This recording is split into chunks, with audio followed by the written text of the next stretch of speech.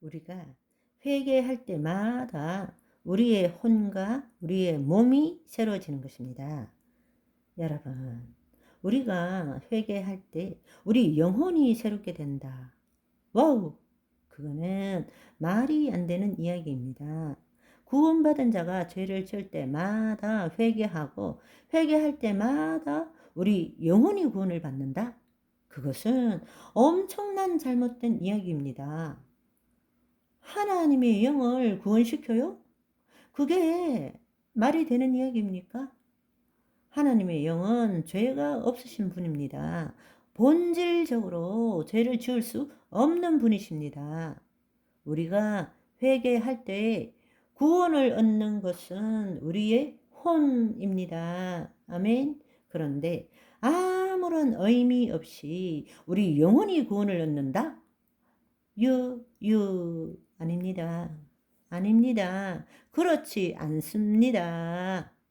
현실적으로는 우리 영은 이미 구원을 받았고 예수 그리스도 안에서 말씀과 성령으로 현재적 하나님 나라에서 혼의 구원을 이루어 가야 한다는 것입니다.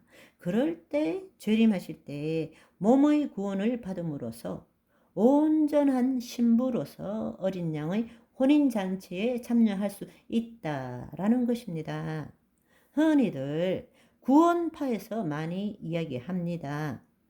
당신 회개하십니까? 라고 했을 때 우리가 아무런 생각 없이 네, 이러면 그 사람들은 당신 구원 못 받았네요. 이렇게 이야기합니다. 구원받은 내용을 우리가 제대로 모르기 때문인 것입니다. 왜 회개하십니까? 구원받았다면 회개할 필요가 없다라고 이야기합니다. 그렇지만 우리가 이 하나님 나라 복음에서 이 영혼 육을 제대로 안다면 그래요?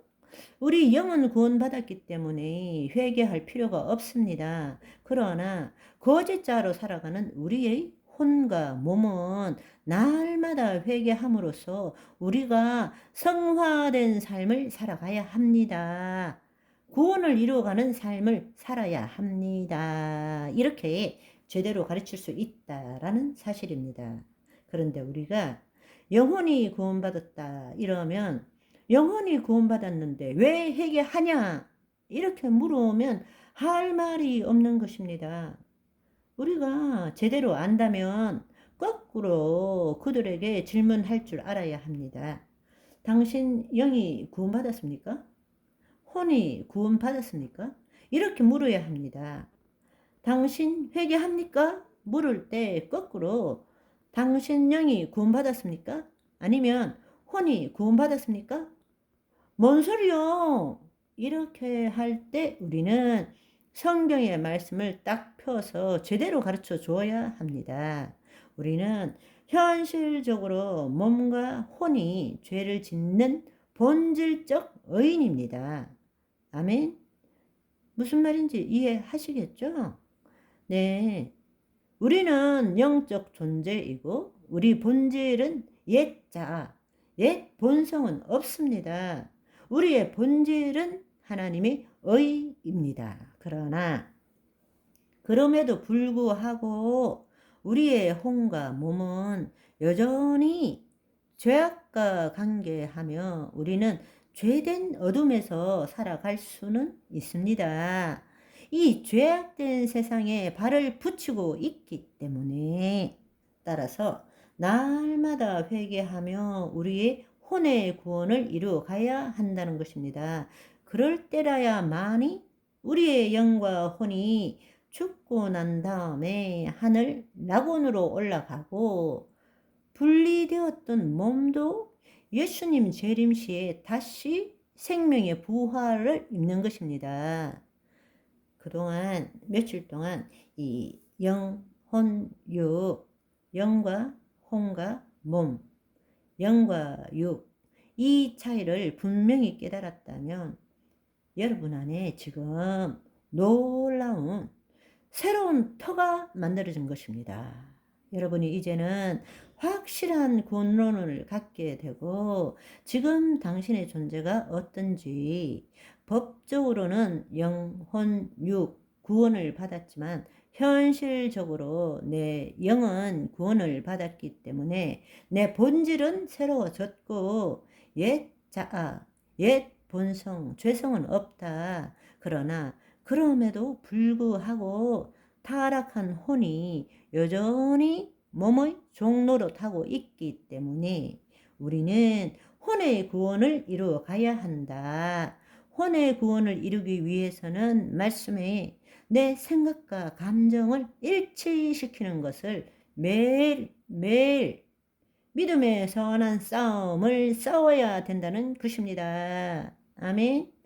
자, 그러면 구체적으로 하나님의 영의 인도함을 받는 혼의 구원을 어떻게 이루 가야 하는가? 두 번째로는 혼의 구원을 어떻게 받는가? 세 번째로는 혼의 구원을 받으면 어떻게 되는가? 반대로 혼의 구원을 받지 못하면 어떻게 되는가? 마지막으로 죽음 후의 영혼, 몸은 어떻게 되는가? 이 부분에 대해서 앞으로 함께 알아보기를 원합니다. 거듭난 후에 우리 영혼은 어떻게 될까요? 이것은 너무 중요한 것입니다. 우리가 죄사함을 받고 하나님의 영이 우리 안에 계시지만 아직 혼은 하나님의 영의 인도함을 받지 못하는 상태에 있습니다. 이것이 바로 현재적 하나님 나라에서 많은 그리스도인들의 상태이기도 합니다. 예를 들어서 누가 빚진 돈을 돌려달라고 말했을 때 돈이 없어서 아버지께 부탁했더니만 아버지께서 은행에 내 구좌에 돈을 이미 이체했습니다. 그런데 현재적으로 내게 돈이 없기 때문에 여전히 그 사람이 나에게 돈을 달라 했을 때 나는 돈이 없다고 말하고 그 사람이 올 때마다 도망 다니고 피해 다니고 그렇게 한다면 얼마나 어리석은 사람일까요? 지금 이 순간 여기를 살아가면서 하나님 아버지의 이 풍요로움을 느끼지 못하고 날마다 이것이 모자라 저것이 부족해 하는 어리석은 자는 우리 가운데 없으시기 바라며 오늘은 여기까지. 바이바이.